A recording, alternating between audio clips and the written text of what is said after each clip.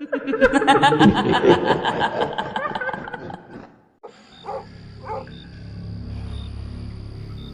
ठंड की रात थी। रात के उस वक्त रास्ता पूरी तरह से सुनसान था। इतना सुनसान कि हवा के झोंके से पेड़ से गिरने वाले पत्ते की आवाज़ भी उसे साफ सुनाई दे रही थी। उस सुनसान रात में शुभम अपने घर की तरफ जा रहा था। वो अभी अभी अपने दोस्त के घर से एक हॉरर मूवी देख कर आ रहा था। मूवी ख़त्म होते होते रात के 12 बज गए थे। मूवी बहुत डरावनी थी, जिसकी वजह से शुभम उसी मूवी के बारे में सोचता रास्ते पर चल रहा था। रास्ते में शुभम छोटी छोटी आवाज़ों से भी डरे जा रहा था। और डरे भी क्यों नहीं, मूवी थी ही इतनी डरावनी। उसका घर अभी दूर था और सबसे बड़ी मुसीबत उसके लिए ये थी कि रास्ते में एक कब्रिस्तान भी आता था। शुभम बार बार उस मूवी के बारे में ही सोच रहा था। साथ ही साथ वो ये सोचकर भी डर रहा था कि आगे जो कब्रिस्तान है उसे कैसे पार करूँगा। यही सोचते सोचते वो कब्रिस्तान नज़दीक आ गया था। हर तरफ घना कोहरा छाया हुआ था, जिसकी वजह से उसे कुछ साफ नज़र नहीं आ रहा था।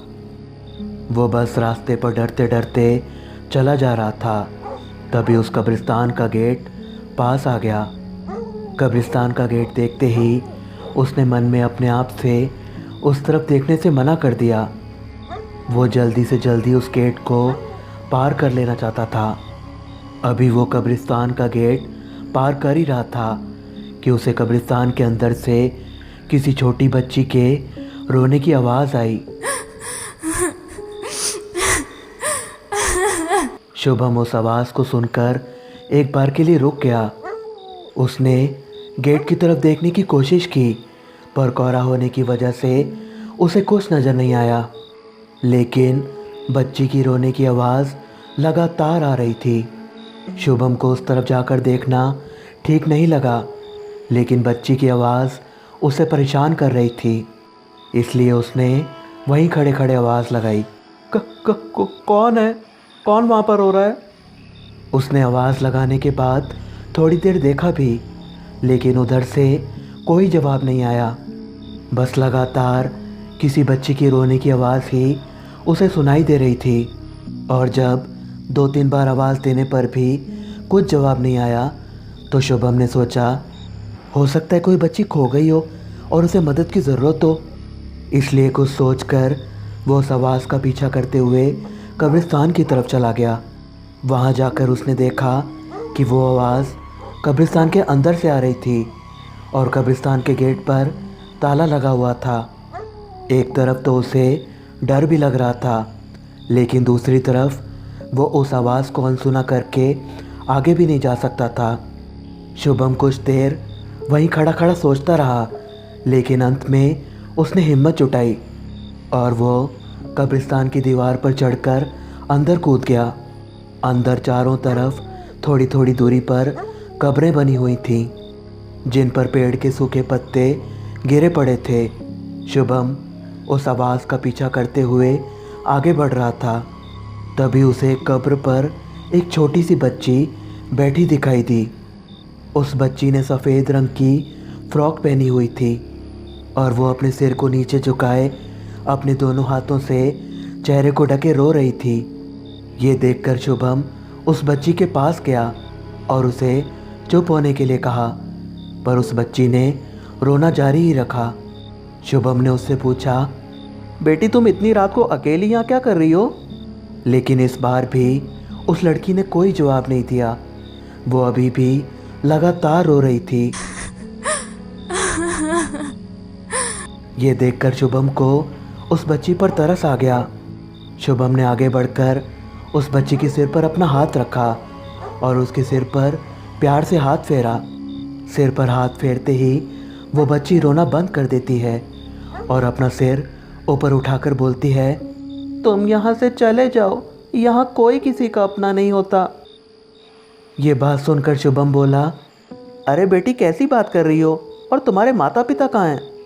फिर वो बच्ची बोली, मेरे मम्मी पापा अगले कब्रिस्तान में गए हैं, वो उस कब्रिस्तान में रहते हैं। वहाँ से कुछ ही दूरी पर एक और कब्रिस्तान था, इसलिए शुभम को लगा कि बच्ची शायद उसी कब्रिस्तान के आसपास कहीं रहती होगी। शायद इसे अपना पता याद नहीं होगा। फिर शुभम ने उससे पूछा, लेकिन बेटी तुम यहाँ अकेली क्यों बैठी हो? तुम्हारे साथ में कोई बड़ा नहीं है? अब की बार वो थोड़ा गुस्से में बोली, कहा ना मेरे मम्मी पापा मुझे यहाँ छोड़कर चले गए हैं। शुभम ने सोचा, कैसे निर्दयी माँ बाप हैं, इतनी छोटी सी बच्ची को कोई इस तरह कब्रिस्तान में छोड़कर जाता है भला। शुभम उस छोटी सी बच्ची से बातें कर रहा था, तभी उसने ध्यान दिया कि उस बच्ची के पास में एक छोटा सा लाल रंग का पर्स भी था, जो उसने अपने गले में लटका रखा था। शुभम ने उस बच्ची से पूछा, बेटी इस पर्स में क्या है जो तुमने अपने गले में लटका रखा है?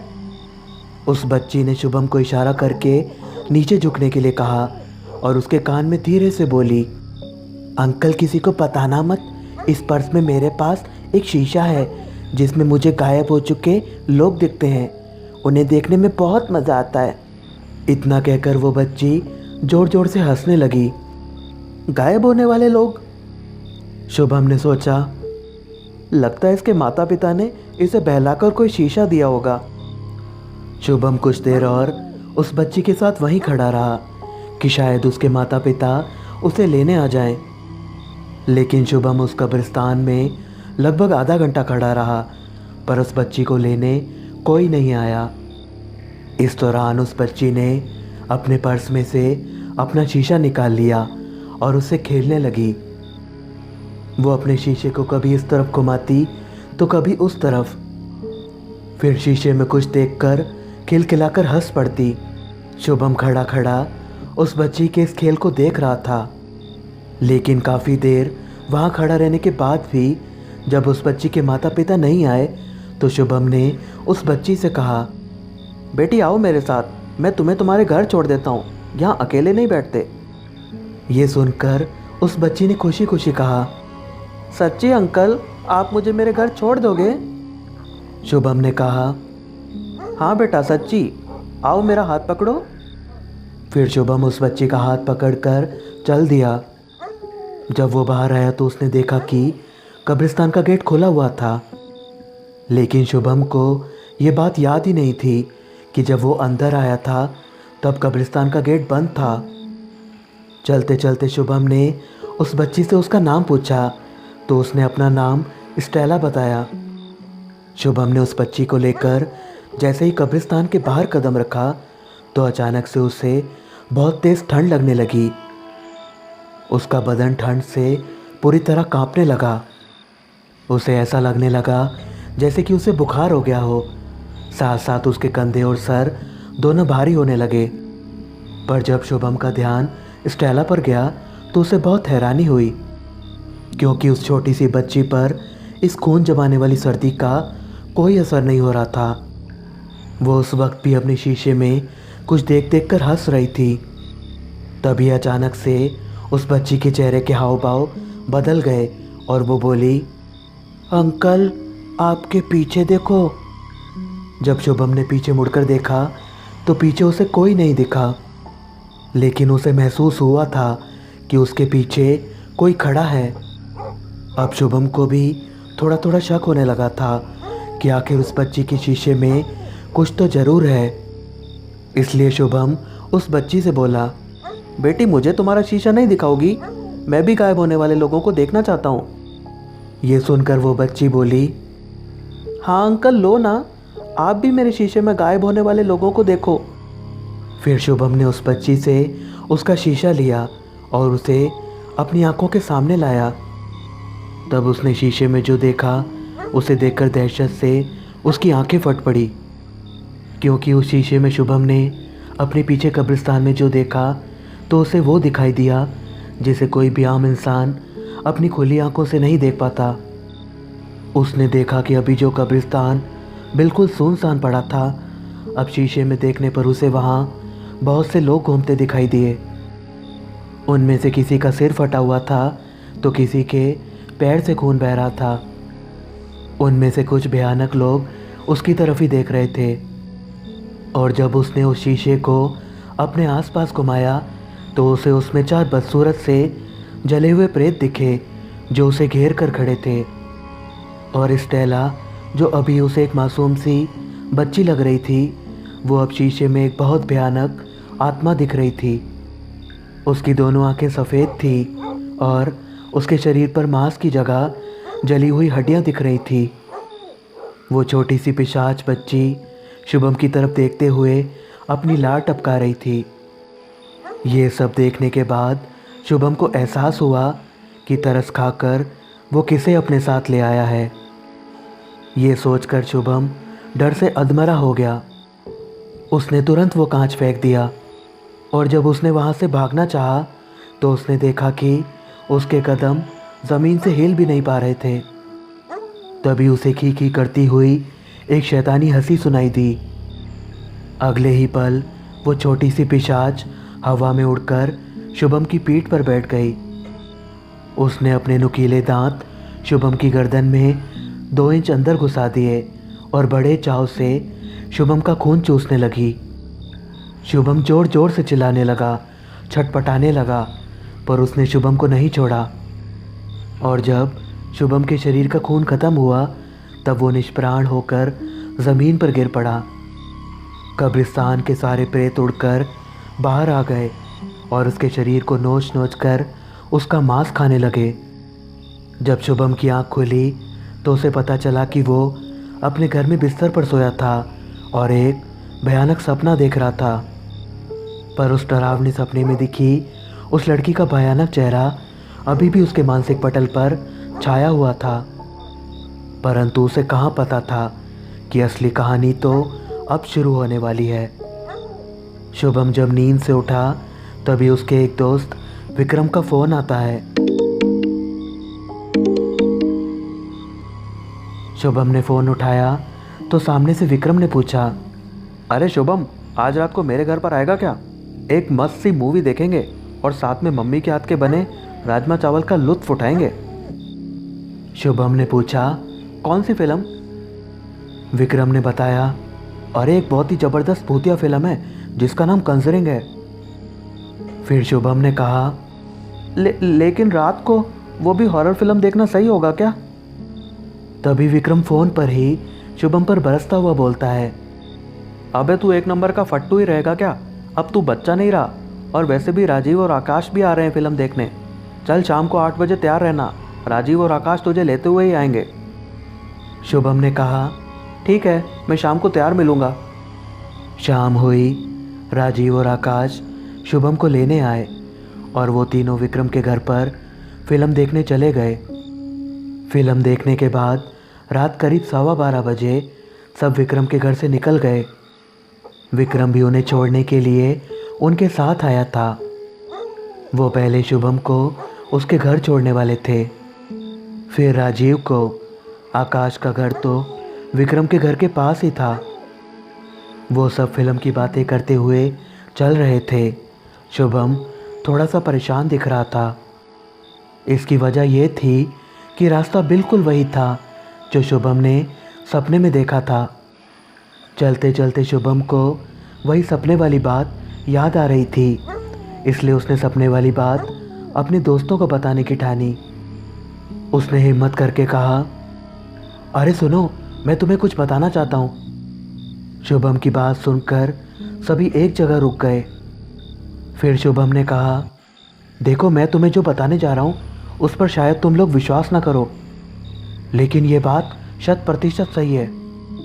विक्रम ने पूछा, अरे यार, हम विश्वास क्यों नहीं करेंगे, पर तू बताएगा भी या नहीं? शुभम ने कहा, पहले तुम सब ये बताओ, क्या ऐसा हो सकता है कि किसी इंसान को किसी होने वाली घटना का पूर्वानुमान हो जाए, या कोई घटना घटित होने से पहले किसी को पता चल जाए कि ये होने वाला है? विक्रम ने कहा, हाँ यार, ऐसा हो सकता है, लेकिन बात क्या है, तू ऐसा क्यों पूछ रहा है? फिर शुभम ने बताया, आज जो हमने मूवी देखी और अभी हम जिस रास्ते से जा रहे हैं, ये मैंने कल सपने में ही देख लिया था। फिल्म देखकर सब पहले से ही डरे हुए थे। ऊपर से शुभम की बात सुनकर सब और डर गए। तभी उन्होंने देखा कि वो एक कब्रिस्तान के आगे ही खड़े हैं।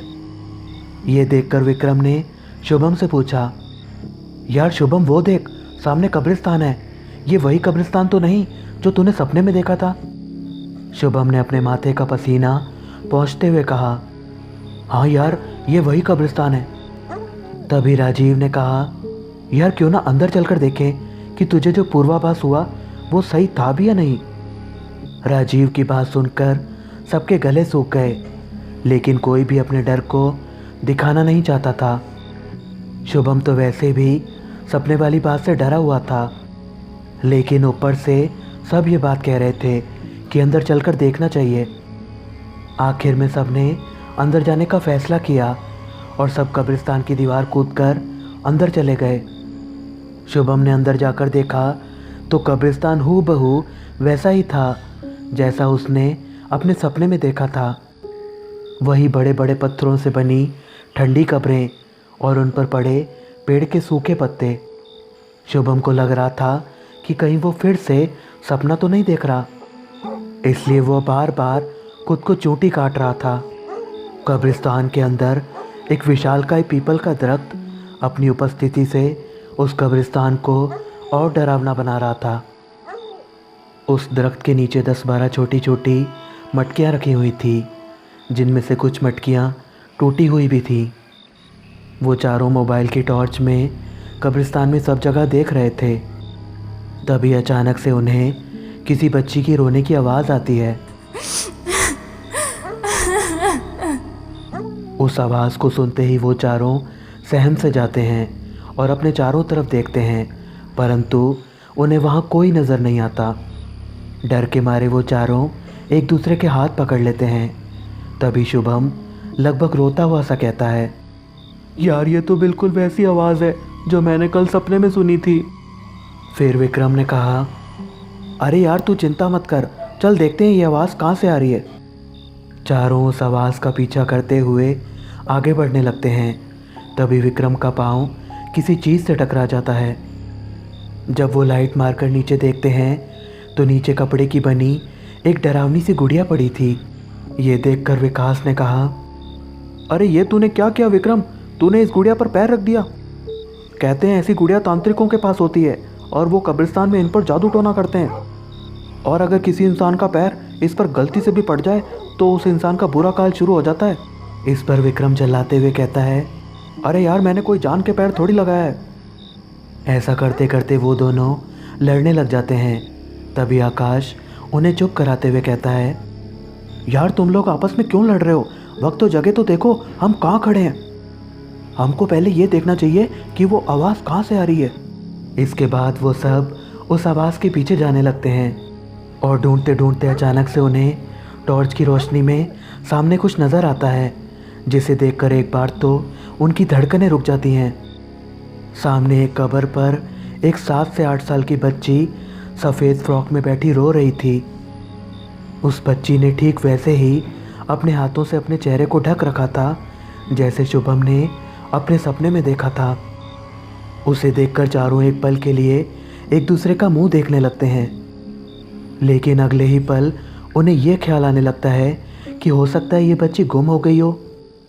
उन्हें ठीक वैसे ही उस बच्ची पर तरस आने लगता है जैसे शुभम को भी सपने में उस बच्ची पर तरस आया था, लेकिन शायद ये उस कब्रिस्तान का कोई माया जाल था जिसमें वो चारों फंस रहे थे। तभी विक्रम ने उस छोटी सी बच्ची से पूछा, अरे बेटी तुम अकेली इस सुनसान जगह पर क्या कर रही हो? फिर आकाश भी बोला, बेटी तुम्हारे माता पिता कहाँ हैं और तुम यहाँ कैसे आई? लेकिन उन सब के बार बार पूछने पर भी उस बच्ची ने कोई जवाब नहीं दिया। फिर आकाश आगे बढ़कर उस बच्ची के पास जाता है और उसके कंधे पर अपना हाथ रखता है, लेकिन कंधे पर हाथ रखते ही आकाश एकदम से सहम जाता है, क्योंकि हाथ रखने पर उसे पता चला कि उस बच्ची का जिस्म बहुत ही ठंडा पड़ा हुआ था, जिससे आकाश सिर से पांव तक सिहर जाता है। ये देखकर विक्रम ने विकास से पूछा, अरे क्या हुआ यार, ऐसा क्या हुआ कि तू एकदम से पीछे हट गया? आकाश बोला, अरे इसका शरीर तो बर्फ़ की सिल्ली की तरह एकदम ठंडा है। फिर विक्रम ने आकाश से कहा, अरे तो इसमें घबराने वाली कौन सी बात है, इतनी ठंड में तो बिना स्वेटर के किसी की भी कुल्फ़ी जम जाए। फिर ये तो वैसे भी एक छोटी सी बच्ची है। आकाश बोला, हाँ यार, शायद तू ठीक कह रहा है। मैं ऐसा करता हूँ, अपना जैकेट निकाल कर इसे दे देता हूँ। ये बोलकर विकास जैसे ही अपने बदन से जैकेट निकालने लगा तो वो रोती हुई बच्ची एकदम से शांत होते हुए बोली, रहने दो, इसकी कोई ज़रूरत नहीं है, मुझे ठंड नहीं लगती। फिर विकास ने उस बच्ची से पूछा, अच्छा बेटी, ये बताओ कि तुम्हारे माँ बाप कहाँ हैं? चलो हम तुम्हें तुम्हारे घर छोड़ देते हैं। इस बात को सुनते ही वो बच्ची अपने हाथों को चेहरे से हटाते हुए बोली, मैं मर चुकी हूँ, इसलिए वो मुझे यहाँ अकेला छोड़कर चले गए हैं। उस बच्ची ने जैसे ही अपने चेहरे से हाथों को हटाया तो उसका चेहरा देखते ही उन सब की हवा निकल गई। उस बच्ची का चेहरा बड़ा ही खौफनाक लग रहा था और उसकी पलकें तो झपकने का नाम ही नहीं ले रही थी। लेकिन इस पर भी उन्होंने अपने मन को दिलासा देते हुए सोचा कि शायद वो डरे हुए हैं, इसलिए उन्हें ऐसा लग रहा है। इसलिए उन्होंने फिर से हिम्मत करके उस बच्ची से पूछा, बेटी, तुम्हारे माँ बाप तुम्हें छोड़कर किस तरफ गए थे? ये सुनकर उस बच्ची ने वहीं बैठे बैठे कब्रिस्तान के दूसरे कोने की तरफ अपनी उंगली से इशारा किया। फिर वो चारों उस बच्ची का हाथ पकड़कर कब्रिस्तान में उस तरफ चल पड़ते हैं जिस तरफ उस बच्ची ने इशारा किया था। शुभम चुपचाप सा ये सब होते हुए देख रहा था। उसकी कुछ भी बोलने की हिम्मत नहीं हो रही थी। लेकिन उसने एक बात नोटिस की थी, वहाँ सब कुछ वैसा हो रहा था जैसा उसने अपने सपने में देखा था।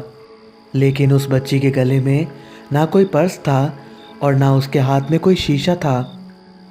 शुभम अपने चारों तरफ देखता हुआ चल रहा था क्योंकि उसने सपने में देखा था कि उस कब्रिस्तान में ढेरों प्रेत घूम रहे थे।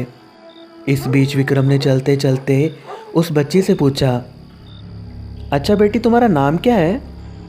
यहाँ मरने के बाद कोई रिश्ता काम नहीं आता, इसलिए बार बार मुझे बेटी मत बुलाओ। उस बच्ची की बातों को सुनकर वो सब एक दूसरे का मुंह ताकने लगते हैं। फिर आकाश ने कहा, लेकिन फिर भी अगर हमें तुम्हें बुलाना होगा तो किस नाम से बुलाएंगे? वो बच्ची बोली, मुझे नहीं लगता कि आज रात के बाद तुम्हें मुझे कभी बुलाने की ज़रूरत भी पड़ेगी। लेकिन अगर तुम पूछ ही रहे हो तो मैं तुम्हें बता दूं, मेरे माता पिता जो यहाँ लेटे हुए हैं वो यहाँ लेटने से पहले मुझे स्टेला कहकर बुलाते थे। ये कहते हुए उस बच्ची ने सामने बनी दो पुरानी कब्रों की तरफ इशारा कर दिया। जब उन्होंने उन कब्रों की तरफ देखा तो उन कब्रों पर दो नाम लिखे हुए थे, पीटर जोसेफ और नैनी जोसेफ, और उसके नीचे उन कब्रों पर तारीख 15 अप्रैल 1902 लिखी हुई थी। ये देखते ही उन सब की हालत ख़राब होने लगी। अब डर धीरे धीरे उन सब पर हावी होने लगा था। चारों अब समझ चुके थे कि वो कोई बच्ची नहीं बल्कि बच्ची के रूप में एक प्रेत थी। इसलिए उन्होंने एक दूसरे को वहाँ से चुपचाप निकलने का इशारा किया। लेकिन वो चारों जैसे ही पलटे तो पीछे से उस बच्ची की आवाज़ आई, अंकल, मेरे शीशे में गायब लोगों को नहीं देखोगे? अब तो ये सुनते ही उन चारों के पैर कांपने लगे और जब उन्होंने पीछे मुड़कर देखा तो वो बच्ची अपने हाथ में एक शीशा लिए खड़ी थी। वो उनकी तरफ देखकर मुस्कुरा रही थी। उसने अपने शीशे का मुंह उनकी तरफ ही किया हुआ था। जब उन्होंने उस शीशे में देखा तो उनके होश उड़ गए क्योंकि उस शीशे में उन्हें अपने पीछे ढेर सारे भयानक से जले हुए प्रेत नजर आ रहे थे जो उन्हें देखकर अपनी लार ऐसे टपका रहे थे मानो वो सब आज उनका भोजन बनने वाले हों। और जब उनकी नज़र उस बच्ची पर गई तो वो बच्ची अब एक छोटी सी भयानक प्रेत में बदल गई थी। ये देखते ही वो तुरंत वहाँ से भागने लगे। तभी उस प्रेत बनी बच्ची ने शुभम के पैर को पीछे से पकड़ लिया और उसके एक पैर में अपने दांत गड़ा दिए। खून की एक मोटी धार शुभम के पैर से फूट पड़ी और एक जोरदार चीख के साथ शुभम वहीं गिर पड़ा। जब आकाश, विक्रम और राजीव ने कब्रिस्तान से बाहर निकलकर अंदर की तरफ देखा तो बहुत सारे भयानक प्रेत शुभम के शरीर को नोच नोच कर खा रहे थे। अब शुभम की आवाज़ भी आना बंद हो गई थी।